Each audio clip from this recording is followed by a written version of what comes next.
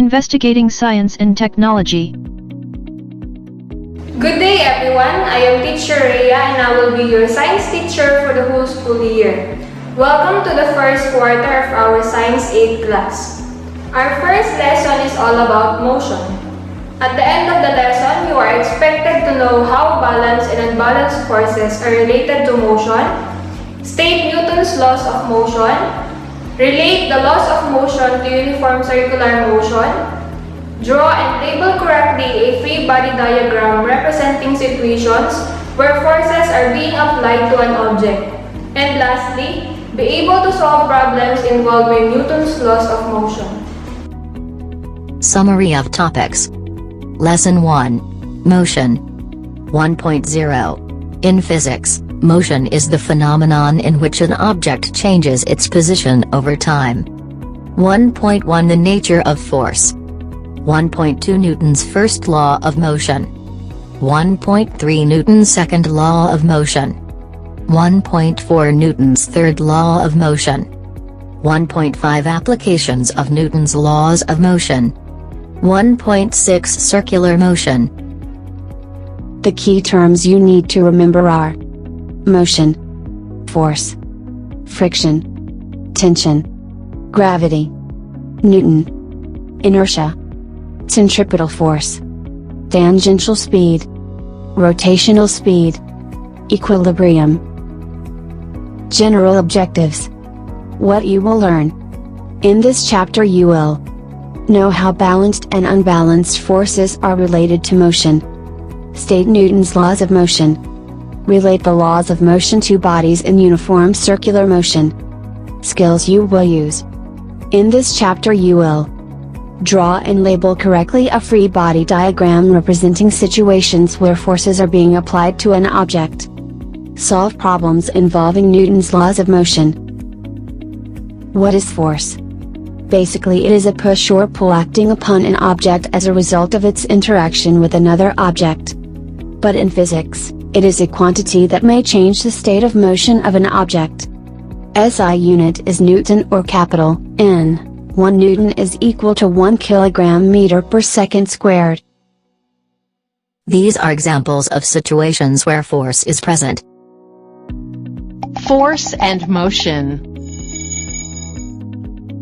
Imagine you're playing in a playground. Think of all the things around you that can move. The seesaw goes up and down.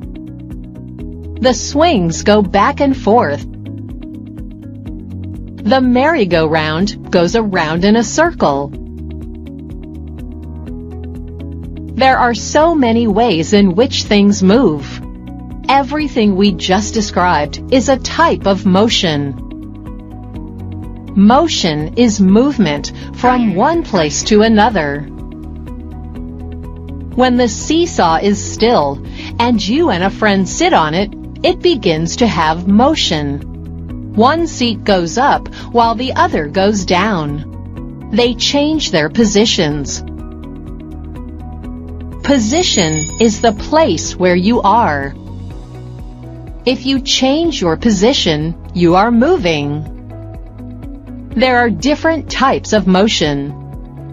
If you swing on the swings, that's a back and forth motion. It's also an up and down motion.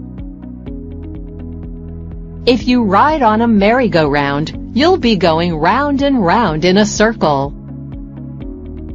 If you run forward with a back and forth motion to dodge a friend while playing tag, that's a zigzag motion. Or you can run in a straight motion to the base. There are also different speeds of motion. Speed is how fast you move. What speed do you go at when you're on the swings? It can be fast and exciting, or slow and relaxing. On a merry-go-round, you can start off slow and go faster and faster. You may run fast when you pass your friend playing tag and slow down when you get to base. Many things are in motion around us, but some things are standing still. How do we get them in motion? What makes something move? Think about a toy car or truck. Pretend it's sitting on the floor in front of you. How could you get it to move? You might use your hand or foot to push it away or pull it toward you. You might hit it with another object, for example, a ball. You could even blow on it. There are many ways to get things to move. The push or pull that we use to make things move is called a force. A force is needed to make anything move. Let's look at things a person pushes and pulls in one morning. This man pushes an alarm clock to make it stop ringing when he wakes up. He pulls the blankets off himself and uses his legs to push his body up. He pulls open a cabinet to get out his breakfast. He pulls out a bowl and a spoon. He pulls the chair back to sit down and pulls it back in under the table. His teeth push and pull the food. When he's done eating, he pulls up all the food items on the table and pushes them back in the cabinet or fridge. He pushes a washcloth across the dishes to clean them. That's a lot of pushes and pulls. Now, let's use another example of motion. Riding a bike. You use force to get a bike to move. How? By pushing and pulling the pedals. Once the bike is moving, what else can you do? You can go faster by using more force, pushing and pulling harder. You can slow down by using less force, not pushing and pulling as hard. You can change which way you're going by using force, by pulling the handlebar, which pulls the wheels in another direction. What can you do to stop? Well, you can do two things. You can use force to stop by putting on the brakes. Or you can just stop pedaling and you will stop moving after a while. That's because there's another force acting on your bike's wheels. It's called friction. It means the wheels are rubbing against the road, and that rubbing will eventually slow them down to a stop.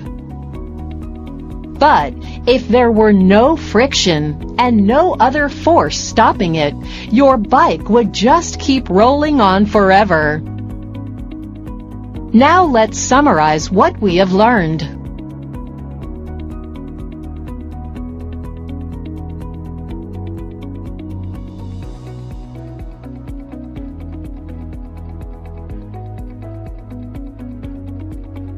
Look at this rectangular object kept on the table. Are there any forces acting on it? Yes, there is a gravitational force pulling it down and an equal and opposite normal force pushing it up.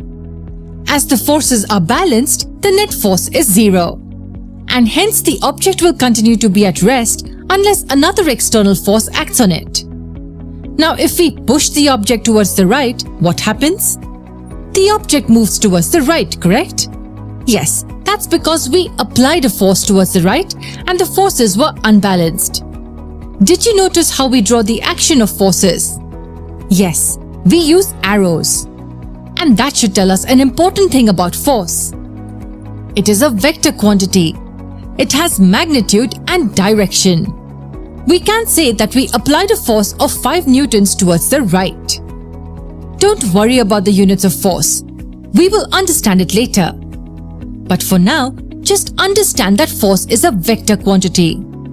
If we would have said that we applied a force of 5 newtons to this object, you wouldn't know how the force is applied and in which direction the object would move.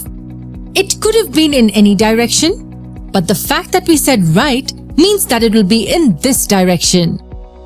Which are the forces acted on the object when it moved to the right? There was this force which we applied. Then were forces of air resistance and friction towards the left. Then why did the object still move towards the right?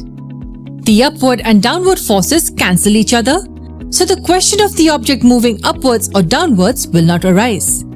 So I moved to the right because the force of 5 newtons is more than the sum of these two forces which were acting towards the left. Also notice the size of the arrows. If the magnitude is more, the size is also larger.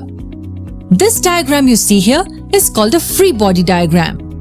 Looking at it will give us an overall idea if the forces are balanced or not. And that in turn will also give us an idea about the direction in which the object is going to move. The best way to understand force is by understanding free body diagrams. In the next lesson, we will look at a few interesting examples based on this concept.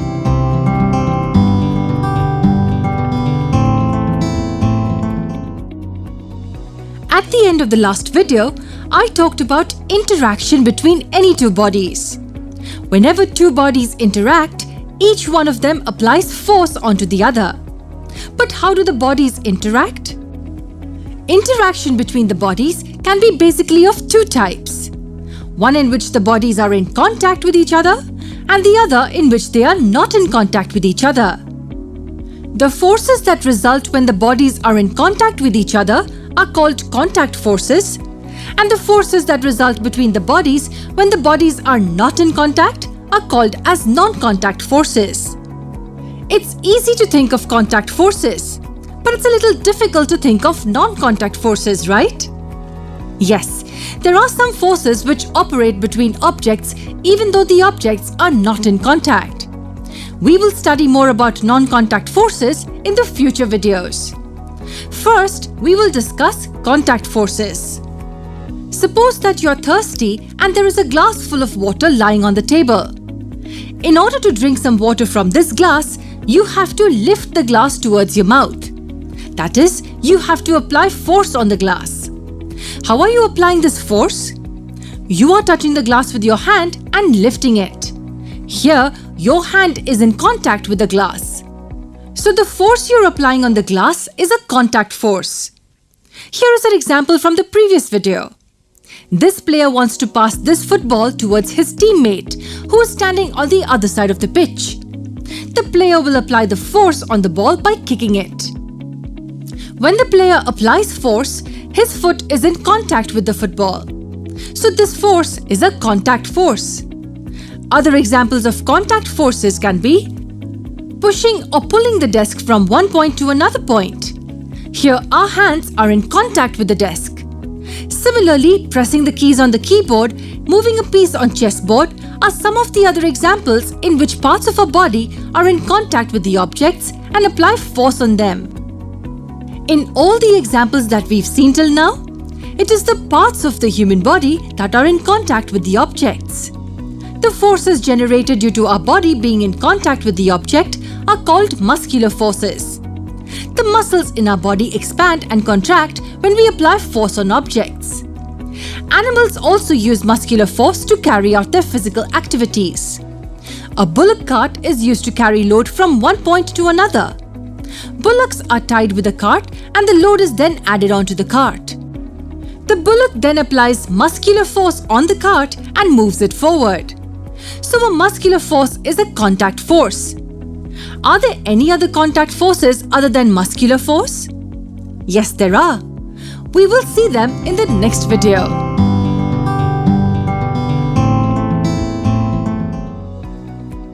In this video, we will continue to discuss contact forces. Contact forces are the forces that act between the objects when the objects are in contact with each other. We have already discussed what a muscular force is. It is the force that is generated due to the actions of muscles in our body when a body is applying force on any object. Muscular force is a contact force. Another contact force that we can talk of is the force of friction. What is force of friction? Try rolling the ball on a horizontal plane surface. What do you notice? You noticed that this ball gradually slows down after some time and eventually comes to a halt. Why does this happen? Why doesn't the ball continue to move in the same direction forever? The reason for its slowing down and ultimately stopping is the force that this surface applies on the ball when it's moving. Yes, the surface applies the force on the ball, and the direction of this force is opposite to that of the motion. So when the ball was traveling towards the right, the surface was applying a force on it towards the left. The force applied on the ball by the surface is called the force of friction, or simply friction. Friction plays quite an important role in our daily life. We can walk and run because of friction. How does it help us walk? When we walk forward, we push the ground with our foot in the backward direction. In return, the ground exerts a force in the forward direction, which moves us forward. The force that the ground exerts is nothing but the force of friction. The examples that we've seen till now are the ones in which the frictional force exists between solid objects. Now consider a boat moving in a quiet lake. In order for this boat to move, the person in the boat must continuously row it. Now, if he stops rowing it, will the boat move forward?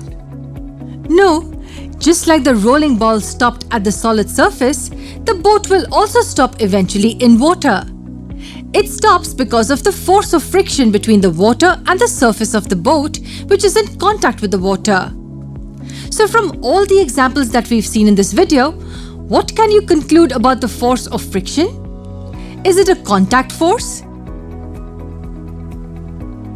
We see that in the first example, the ball was in contact with the surface. In the second example, the foot was in contact with the ground. And finally, the boat was in contact with the surface of water. So we can safely say that force of friction is indeed a contact force. But is contact between the objects necessary for the force to act between them? We will see that in the next video.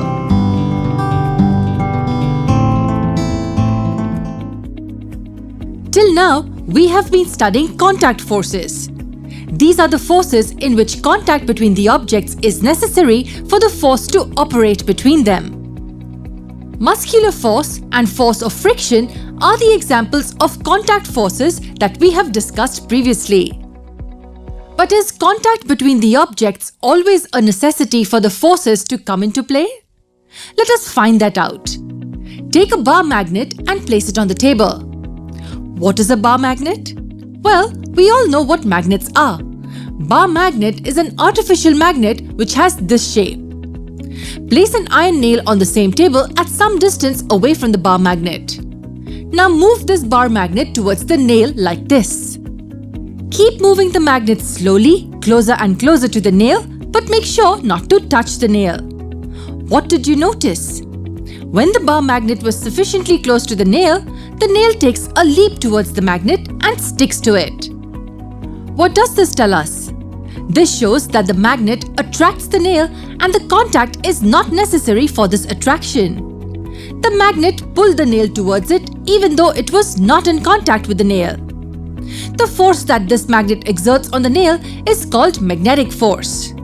So contact is not required for the magnetic forces to come into play. We call this force a non-contact force. Now, if you bring this magnet close to your iron cupboard, you will get the same results. As you move this magnet closer and closer to the iron cupboard, the magnet will attract the cupboard towards itself and vice versa. However, in this case, it is the magnet which will shoot out of your hand and stick to the cupboard. Are there any other non-contact forces besides the magnetic force? When you release an object, say a plastic ball, from some height above the ground, it just falls on the ground. Why does it fall towards the ground? This is because of the force that the earth exerts on it in the downward direction. The earth always pulls the objects towards it. This force that the earth exerts on an object is called the gravitational force. This force is attractive in nature. That is, it attracts two objects towards each other. When you open a tap, water begins to flow downwards. This is because of the gravitational pull of the earth on water. Now I want you to tell me, is gravitational force a non-contact force?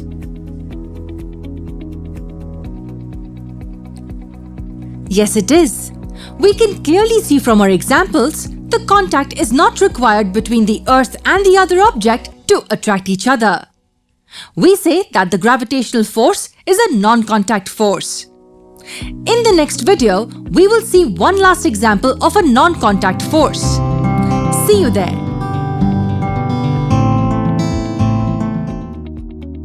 Take two balloons and suspend one of them in the air by means of thread.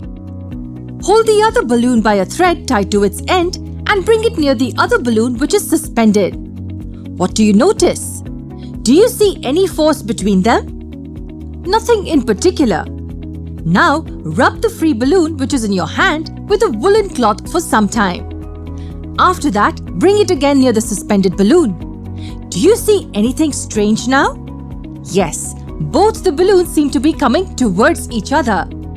We can say that they are attracting each other. Why is this happening now? It's happening because of the force that acts between them.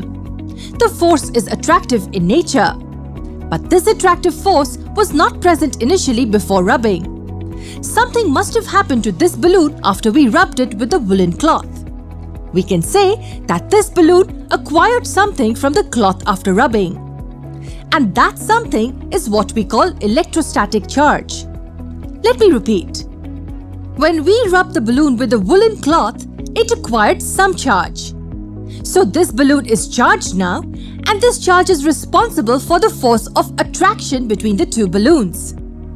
What about the suspended balloon? We call it the uncharged balloon since it has no charge. It doesn't have any charge as we haven't rubbed it with anything. Now rub the suspended balloon also with the woolen cloth. It will also be charged.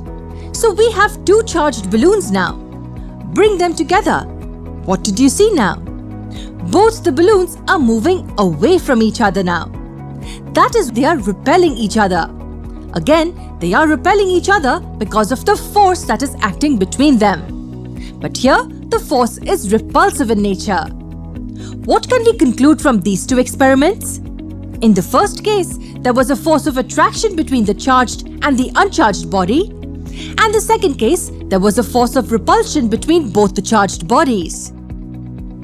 In fact, whenever we rubbed two bodies together, both of them acquire charge.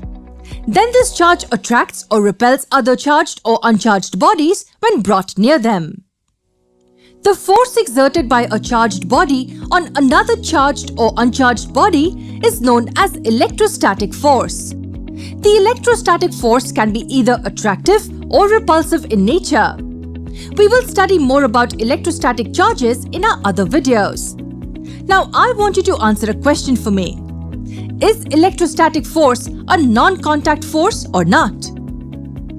Yes, it is a non-contact force. We saw that contact was not required for the balloons to move away or come towards each other. Here is one more experiment that you can perform at home. Rub your hair with the comb for some time and then bring this comb near small pieces of paper. What do you see? The small pieces of paper get attracted to the comb. Why are they attracted to this comb? Can you tell me the reason for this? When you rub your hair with the comb, it acquires some electrostatic charge. And this charge was responsible for the electrostatic force of attraction between the small pieces of paper and the comb.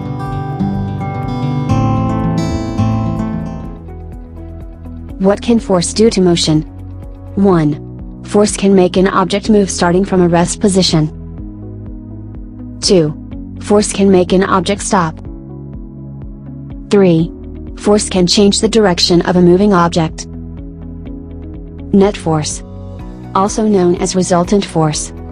A single force that acts and causes a change in the state of motion of an object.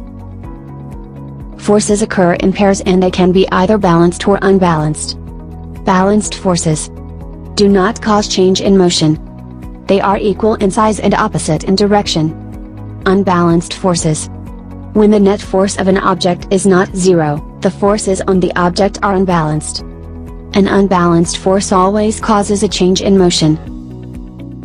Types of forces.